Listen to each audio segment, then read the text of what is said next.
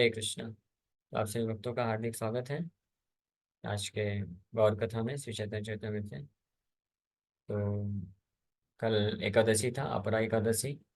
और जानकर के बहुत खुशी हुई कि कई भक्तों ने 64 माला से ज़्यादा किया। कई भक्तों ने रिपोर्ट भी किया, बताया भी। कुछ भक्तों ने 100 से ज़्यादा माला भी किया। यहाँ तक कि कुछ नए भक्त लोग जुड़े हैं, उन्होंने भी किया 64 प्लस राउंड। प्रतिज्ञा माता जी ने 70 राउंड्स किया। और अदिति माता जी का पता नहीं, उन्होंने भी 64 प्लस किया है। तो ये बहुत अच्छी बात है। हरे कृष्णा। तो हम लोग चर्चा कर रहे हैं श्री चैतन्य चरितमृत से, इसके आदि लीला 4th चैप्टर, जिसका नाम है, सॉरी 5th चैप्टर है, glories of lord Nityananda Balarama. Nityananda Balarama की महिमा। तो हम लोग इसके आई थिंक इस पे चर्चा कर रहे थे कि भगवान किस प्रकार से अचिंत्य रूप में दिव्य स्थिति में हमेशा बने रहते हैं। उनकी जो दिव्यता है वो अचिंत्य है, अचिंत्य नहीं है।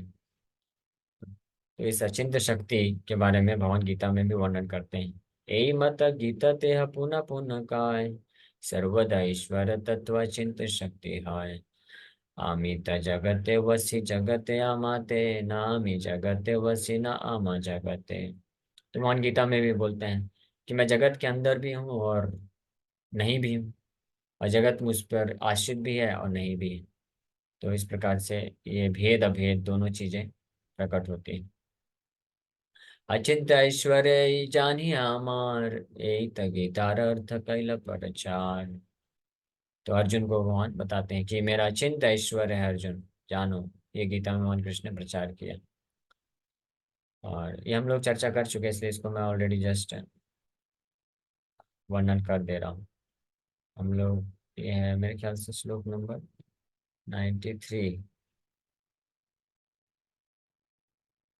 इस पे चर्चा कर रहे थे, वो चेक कर लेते हैं। हरे कृष्ण कृष्ण कृष्ण हरे। यस, 93।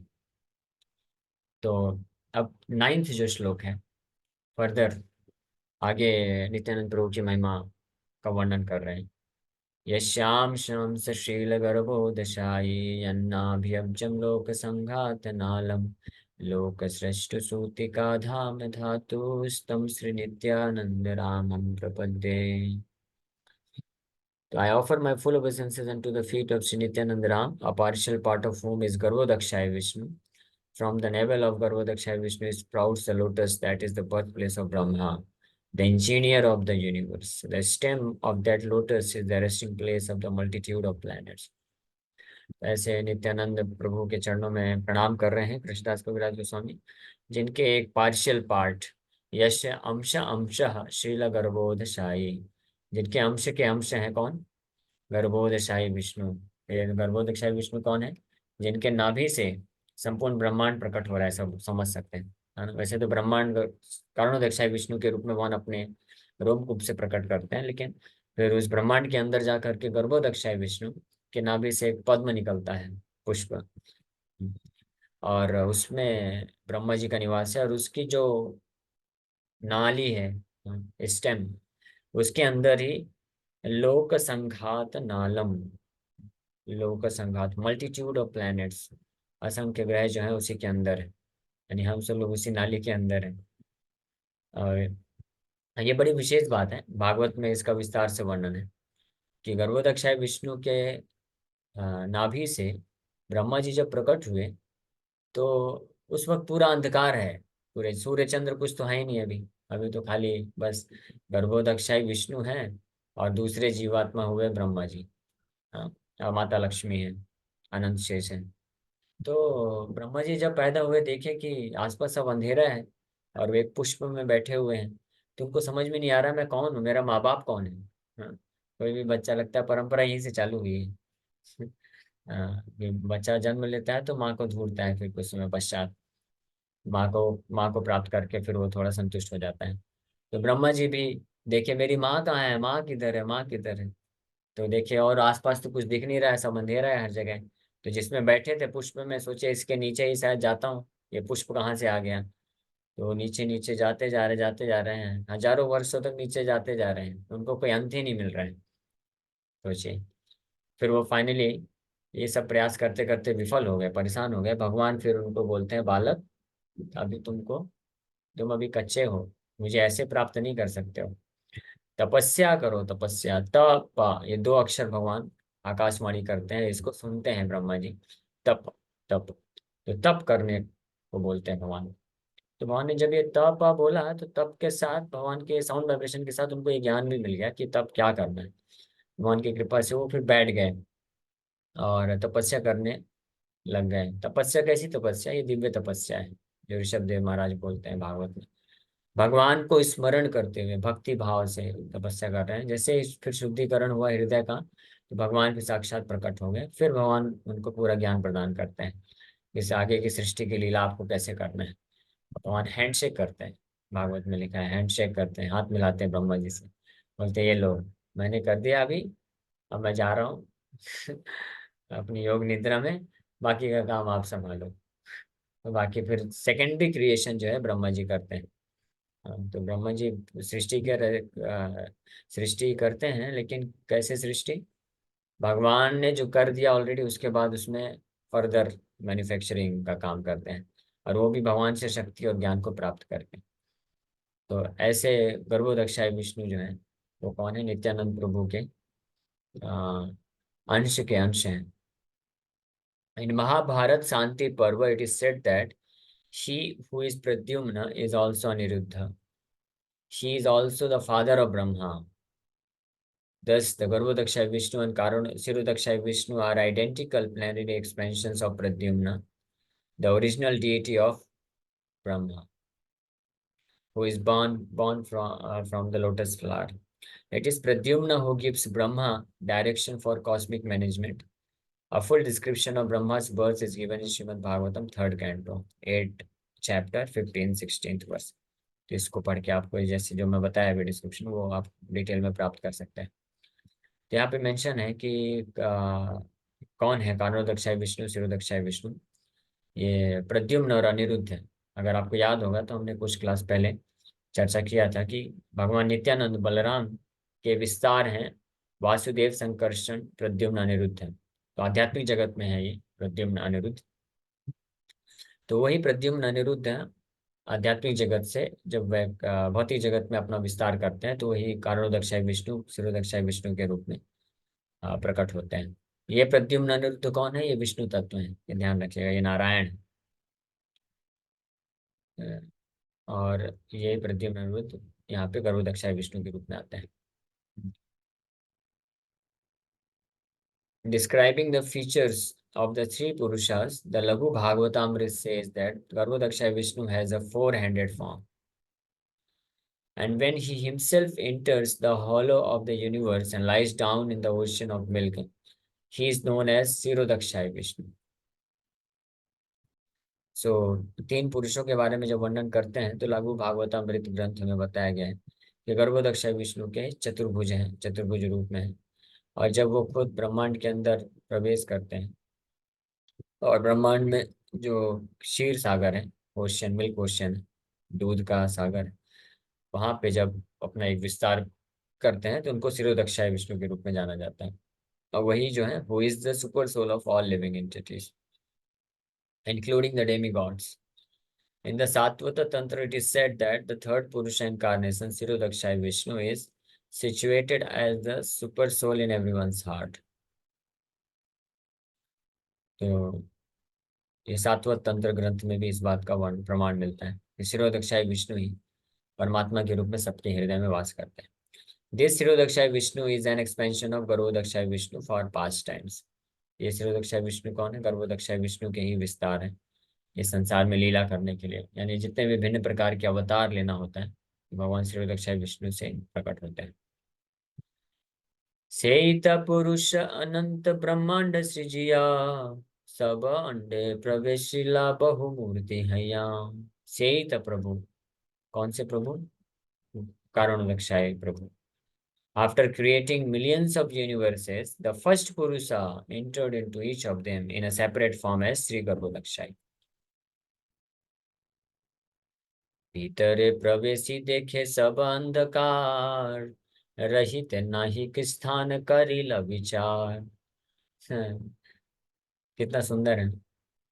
तो कारणोदक्षाय विष्णु कारण सागर में लेटे हैं और अनंत ब्रह्मांड को प्रकट कर दिए। अब ब्रह्मांड के अंदर प्रवेश करते हैं अपना एक एक विस्तार गर्भोदक्षाय विष्णु के रूप में, यानी जितने ब्रह्मांड है उतने गर्भोदक्षाय विष्णु के रूप में अपने आप को प्रकट करके उसके अंदर जाते हैं। और जब अंदर जाते हैं देखते हैं अरे इधर तो कुछ है ही नहीं, मेरा ऑफिस ऑफिस कुछ है नहीं, कैसे काम करूंगा, सब अंधकार ही अंधकार है। तो ऐसा विचार कर रहे हैं कि अभी क्या करना है, रहिते नहीं कि स्थान करिल विचार, यहाँ पे रहने के लिए कुछ है नहीं। तो फिर क्या करते हैं, निजांग स्वेद जल करिल सृजन, से जले कैल अर्ध ब्रह्मांड भ्रमण। तो ब्रह्मांड खाली है पूरी तरह से। तो जब पहुंचे गर्भोदक्षाय विष्णु, तो देखिए मेरा ऑफिस मेरा निवास स्थान तो कुछ है नहीं, मुझे यहाँ पे काम धंधा करना है तो एक ऑफिस तो बनाना पड़ेगा ना। तो जैसे कोई भी व्यक्ति होता है, अगर कुछ अपना बड़ा कुछ मैन्युफैक्चरिंग यूनिट चालू करना है तो उसके पहले अपना कहीं पे एक ऑफिस लेता है, या तो खुद से बनाएगा या तो परचेज करेगा, रेंट मिलेगा जो भी है, क्योंकि काम धंधा करने के लिए, मीटिंग करने के लिए। तो ऐसे ही भगवान पहुंचे गर्भोदक्षाय विष्णु ब्रह्मांड में, बहुत सारा कार्य करना है। तो सबसे पहले अपना ऑफिस बनाते हैं। कैसे ऑफिस बनाते हैं, अपने शरीर के ही पसीने से स्वेद जल, निजांग स्वेद जल करिल सृजन। He created water from the perspiration of his own body, and with that water filled half of the universe. तो अपने शरीर के पसीने से उस ब्रह्मांड को आधा भर दिए। वही उसी का नाम हो गया जो है अ, गर्भोदक। गर्भोदक सागर हो गया, गर्भ के अंदर है ना, ब्रह्मांड के गर्भ के अंदर, इसलिए गर्भोदक सागर। ब्रह्मांड प्रमाण 50 कोटि योजन, आयाम विस्तार दुई है एक सम। अब ब्रह्मांड का डायमीटर बता रहे हैं। The universe measures 500 million yojanas, its length and breadth are one and the same. इस ब्रह्मांड का लेंथ एंड ब्रेड्थ बताया गया है, ये सेम है। हाइट डिफरेंट होगा क्योंकि अंडाकार में, लेकिन लेंथ एंड ब्रेड्थ कितना, 500 मिलियन योजनास। 500 मिलियन योजनास कितना होगा, कैलकुलेट कर लीजिएगा। शायद 50 करोड़ आएगा क्या, 50 करोड़ मिलियन है, एनीवे देख जो भी है। कोटि लिखा हुआ है वैसे यहाँ पे, हाँ 50 कोटि, 50, हाँ 50 करोड़, उसको मिलियंस में कन्वर्ट किए हैं तो 500 मिलियंस हो गए। तो 50 करोड़ योजन, हाँ, एक योजन में 8 माइल होते हैं, और एक माइल में 1.6 किलोमीटर्स होते हैं। अब अगर एक माइल में 1.6 किलोमीटर होते हैं, तो 8 माइल में लगभग कितने, 12 किलोमीटर मान लीजिए, लगभग 12-13 किलोमीटर। और उसको 50 से मल्टीप्लाई कर दीजिए, 12×5 = 60, 600 करोड़ किलोमीटर का लगभग डायमीटर है इतना। हाँ, ये एक ब्रह्मांड का है ये। ऐसे असंख्य ब्रह्मांड है। और ये जो ब्रह्मांड जिसका बताया गया है, ये सबसे छोटा ब्रह्मांड है, जिसमें ब्रह्मा जी के 4 सिर हैं। और इसके अलावा जो भी ब्रह्मांड है और बड़े बड़े हैं। जले भरी अर्ध तहाँ कैला निजवास, आर अर्धे कैला 14 भुवन प्रकाश। After filling half the universe with water, he made his own residence therein and manifested the 14 worlds in the other half. इसका मेरे ख्याल से आपको फोटोज दिखाएंगे तो अच्छा रहेगा ना, ग्राफिक हो जाएगा बढ़िया। तो वैदिक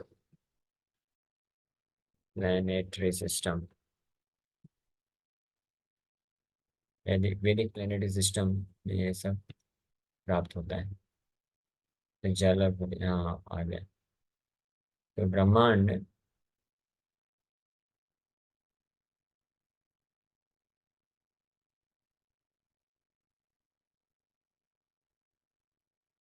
आप लोग देख सकते हैं, जैसे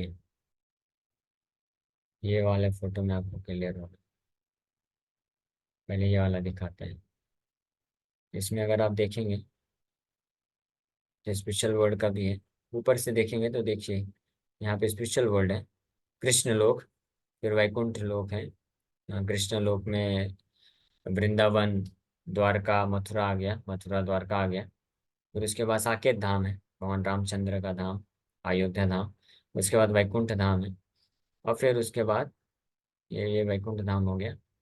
और फिर उसके बाद सदाशिव लोक है, यहाँ पे शिव जी निवास स्थान है। फिर ब्रह्म ज्योति है, कारण सागर है। और ये कारण सागर में महाविष्णु लेटे हुए हैं, आप देख पाएंगे।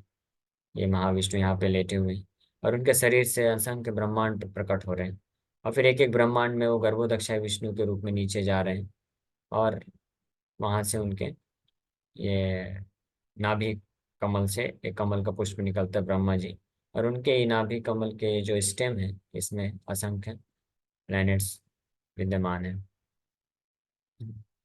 यहाँ पे भी आप देख सकते हैं और क्लियर तरीके से गर्भोदक्षाय विष्णु नीचे लेटे हुए हैं, गर्भोदक सागर में।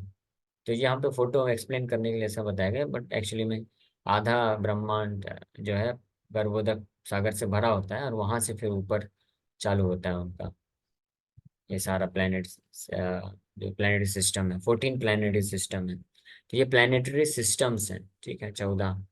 इसमें एक एक सिस्टम में असंख्य प्लैनेट्स हैं। तो हम लोग भूर लोक में रहते हैं, अर्थली प्लैनेट, जिसमें हमारा प्लैनेट एक एक ग्रह है, और ऐसे और भी कई ग्रह हैं। भूर लोक है, भूवर लोक है, फिर स्वर्ग लोक है, फिर महालोक है, जनलोक है, तपलोक है, सत्यलोक। सत्यलोक या ब्रह्मलोक भी बोलते हैं। और नीचे अतल, वितल, सूतल, तलातल, महातल, रसातल, पाताल, ये सब है। और उसके भी नीचे, पाताल के नीचे जो है हेलिस प्लैनेट्स है, और नरक, नरक लोक है, जहाँ पे ऐसे जीवात्माओं को भेजा जाता है जो एक्सपर्ट होते हैं पाप करने में। तो इस तरह से, तो ये भी एक देख सकते हैं। तो ये जो हमारा टीओवीपी मंदिर बन रहा है वेस्ट बंगाल मायापुर में, तो उसमें ये चीज को इम्प्लीमेंट करने का प्रयास किया जा रहा है। 14 प्लेनेटरी सिस्टम को दिखाया जाएगा कि कैसे ये वर्क करता है। तो यहाँ से इस तरह से ब्रह्मा जी अद्भुत है ना। ये बहुत एक्चुअली बहुत कॉम्प्लेक्स है, इतना आसानी से कोई समझ नहीं सकता है। हाँ, इसमें बड़े बड़े वैज्ञानिक साइंटिस्ट लोग लगे हुए हैं, लेकिन ये ऐसा इतना आसान नहीं है। क्योंकि वास्तव में हम लोग, तो हमारा जो अर्थली प्लेनेट है वो 3 डायमेंशनल में है। हाँ, इसलिए हमारे लिए ये कठिन है कि 3 डायमेंशन में पूरे ब्रह्मांड को हम समझ लें। क्योंकि ब्रह्मांड जो है मल्टीपल डायमेंशंस में है, कई डायमेंशंस में ये ब्रह्मांड है। ऐसा एक भक्त से मैंने सुना, और 56 डायमेंशन वो बता रहे थे कि टोटल एक ब्रह्मांड के अंदर 56 डायमेंशन तक वर्क करता है। और इस बात को जो भौतिक वैज्ञानिक हैं, अल्बर्ट आइंस्टीन हैं, ये लोग भी एक्सेप्ट किए कि हाँ, ये यूनिवर्स जो है मल्टी डायमेंशन में वर्क करता है। हम लोग 3 डायमेंशन में बस हम कॉन्फाइंड है, लेकिन मल्टी डायमेंशनल यूनिवर्स है। तो इसलिए हम लोग, तो इसलिए वो लोग एक्सेप्ट किए कि हम लोग पूरे ब्रह्मांड के बारे में जान भी नहीं सकते हैं, है ना। इसलिए जो वैदिक डिस्क्रिप्शन है यहाँ पे प्लैनेटरी सिस्टम का, तो कोई टेलीस्कोप लगा के नहीं देख सकता है। ऐसे सोचेगा टेलीस्कोप लगा के देख लूं, या अपना स्पुतनिक लेकर के, रॉकेट लेकर के जाएगा और देखे। जैसे एक महामूर्ख हुआ, सॉरी ये क्या करें, एक ऐसे महामूर्ख हुआ, वो अपना स्पुतनिक लेके ऊपर गया, और और अपने एरोप्लेन का जो भी है, प्लेन का गेट खोलता है, और चारों तरफ से घुमा के देखता है। बोलता है चारों तरफ सब खाली है, कुछ है ही नहीं, देर इज नो गॉड, भगवान है ही नहीं। ये मूर्ख बनाते हैं लोग, पागल हैं लोग। बोलते हैं भगवान ऊपर वाला देखता है, ऊपर वाला, ऊपर में जाके देखा है, कोई नहीं। तो ये वैसे ही हो गया जैसे कि कोई छोटी सी चींटी है, उसको किसी ने बताया, अन्य चींटियों ने, कि देखो हमने शास्त्र में पढ़ा है कि ये जो जिस घर में हम लोग रह रहे हैं ना, यहाँ पे 10 मनुष्य हैं। तो वो छोटी सी चींटी, उसको विश्वास नहीं है, तो वो क्या करते, सिर उठाकर देखती है पूरा, बोलते मुझे तो कोई नहीं दिखा, ये सब झूठ है। तो उसका बुद्धि क्या है, उसका आंखें के लिमिटेशंस है। तो इसी प्रकार से हम लोग 3 डायमेंशन, हमारी आंखें, हमारी इंद्रियां जो है केवल 3 डायमेंशन तक सीमित है, बुद्धि भी सीमित है। तो उसके अबव हम कुछ देख ही नहीं सकते हैं। जैसे मून प्लेनेट में बोलते हैं गए हैं, तो अगर गए भी हैं तो भी वो मून प्लेनेट के लोग जो हैं वो स्वर्ग लोक में आता है, वो लोग हायर डायमेंशनल में रहते हैं। तो हम 3 डायमेंशनल हम लोग देख भी नहीं सकते, हमारे कैमरे में फोटोज भी नहीं आएगा उसका। ओके एनीवे, तो ये सब डिस्क्रिप्शन, बट वैदिक शास्त्र में ये सारे डिस्क्रिप्शन हमको प्राप्त होते हैं कि कैसे ब्रह्मांड की रचना है। और ये केवल ये जो ब्रह्मांड यूनिवर्सल स्ट्रक्चर है, ये कोई केवल पढ़ के नहीं समझ समझ सकता है। या पहले के जो ऋषि मुनि जो लोग इंटरेस्टेड भी होते थे ना ये सब विज्ञान को जानने के लिए, तो वो लोग तपस्या करते थे, तपो बल पे वो लोग दिव्य चक्षु को प्राप्त करते थे। दिव्य मतलब हमारे चक्षु से ऊपर जो चक्षु है, जो वास्तविक दिव्य चक्षु है वो तो भगवान का साक्षात्कार कराता है, लेकिन वो एक स्पेशल आईज उनको प्राप्त होती थी, तो एक ही जगह पे बैठ करके वो पूरे ब्रह्मांड को देख पाते थे, समझ पाते थे, साक्षात्कार प्राप्त कर पाते थे। जैसे अर्जुन को भगवान ने दिखाया, एक स्तंभ जगत कृष्णम, एक ही स्थान पर बैठा के अर्जुन को पूरा जगत का दर्शन कराए। तो केवल इन आंखों से नहीं, क्योंकि ये आंखें तो लिमिटेड है ना, लिमिटेड विजन है, 3 डायमेंशनल विजन है, और उसमें भी इन आंखों में 3 डायमेंशनल के अंदर ही चीजें देख सकता है, और उसमें भी क्या लिमिटेशन है कि इतने से इतने नैनोमीटर तक ही देख सकता है। कितने भूल गए? अरे पढ़ा था तो 3 साल पहले ही पढ़ा था, मेरे को तो 12 साल हो गए। 300 नैनोमीटर से 700 नैनोमीटर, यानी उसके पहले उसके बाद का कुछ भी होगा हम देख ही नहीं सकते। इसलिए हम लोग बहुत ही इनसिग्निफिकेंट है, we can not understand this brahmanda fully. ठीक है, और इसके बारे में कल चर्चा करेंगे, आगे आएगा। तो यहीं पे अभी विराम करते हैं। Thank you very much. Hare Krishna.